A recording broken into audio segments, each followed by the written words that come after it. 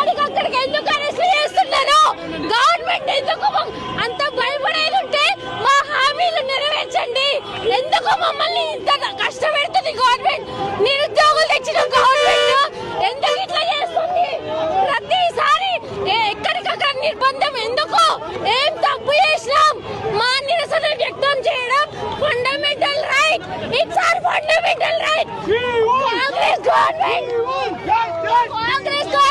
Fundamental right ని ఆపుతుంది. We want justice. We want justice. We want justice. Group 2 reports వెంటనే పెంచాలి. Group 2 reports వెంటనే పెంచాలి. ఎందుకు గవర్నమెంట్ మమ్మల్ని ఇట్లా చేస్తుంది?